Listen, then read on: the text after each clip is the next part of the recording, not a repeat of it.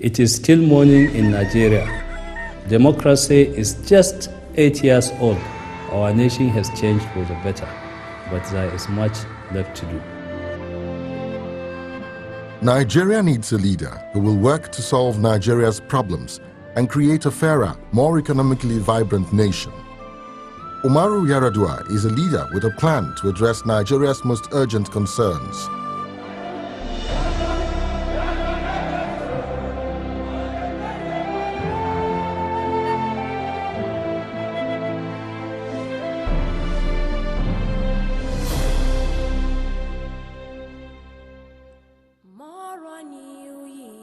Born into a family with a history of public service, Umar Yar'adua's father, Musa Yar'adua, was a member of the House of Representatives and served as minister in the First Republic.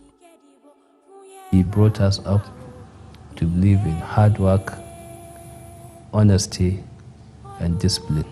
And there's also something of the qualities of his father, Musa Yar'adua, and his senior brother, late Shehu Yar'adua, who I know very, very well. If you like, you may say that they have long tradition of public service, of decency in their family. Yar'adua was groomed to provide leadership, nurtured in tradition, but strengthened by his spirit and character. I draw my inspiration from God. Like my late father told me, serving humanity is service to God. The tradition that he is coming from is a tradition that radically changed the way Nigeria has been doing politics. It's a tradition that has always put people first. Yar'adua is at heart a teacher, an academic with an analytical mind. He studied and taught chemistry at the university level for years. He was the greatest teacher that I've ever come across in chemistry. And that, of course, that has culminated into my being a doctor, a medical doctor here. He is a man who studies everything, from the intricacies of particle physics to economic policy. I read a lot. Even though I was a student of chemistry, I was interested in the development of my country, and that means I have to learn something about the economy of nations and the wealth of nations. Yar'adua is well versed in economic leadership. There is no greater testament to his capacity to be president than his record of achievement as governor of Katsina State. This is a governor that inherited a state treasury with a negative balance of over 580 million. The state's finances turned out to be worse than we had imagined. He injected a lot of funds in providing medical equipment and instruments. He bought theater equipment. He bought diagnostic facilities like endoscopes. So he's done quite a lot in the health sector. I believe Katsina State is unparalleled to any other state of the Federation. It was a product of organization. It was a product of an inspiring leadership and hard work. He is one of what we consider a good example of good governance and good leadership. That is almost a very new thing in Nigeria. I believe that his views are measured views, and of course he understands what development is all about. Yar'adua now has a plan for the nation, a clear course for success at home and on the international stage. The PDP Vision 2020 aspires to rank Nigeria among the 20 most developed economies in the world by the year 2020. His 7-point agenda begins decisively with power supply, the lifeblood of development. But you cannot build a modern economy without sufficient and sustainable and stable power and energy.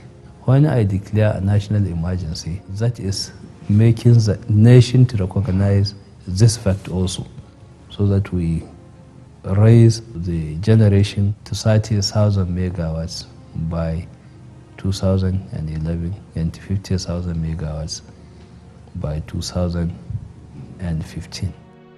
The next step comprises the fruit of the earth, agriculture and food security. And the first priority is that at least as a minimum, we must be able to feed ourselves as a nation. Food security means encouraging commercial agricultural production, and then investing heavily in research and development. Yar'adua has made the development of agriculture paramount in his own state. Production has improved dramatically in Katsina as a result of improved techniques that will be implemented on a national basis. He helped us all with improved seeds, irrigation and pumping machines, pesticides and fertilizer. The third step is wealth creation and the vision to make families self-sustaining by putting Nigerians to work. The Nigerian elite has always talked about the national cake. No, the cake is the rent that is collected, and they want to share it and consume it.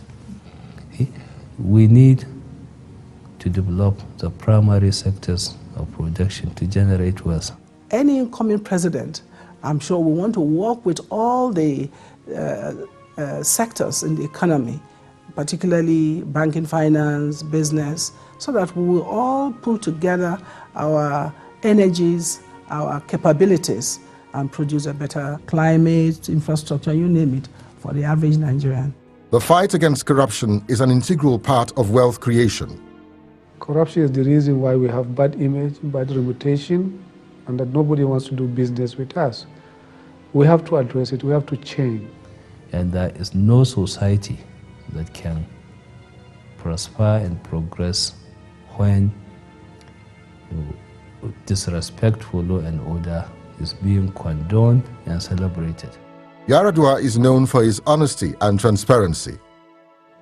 He is the only public officer who, at the time when he was elected, declared his own assets and made it public. In a society like ours, where the government is the major earner and spender of revenue, it takes courage for a political leader to apply resources in the appropriate direction.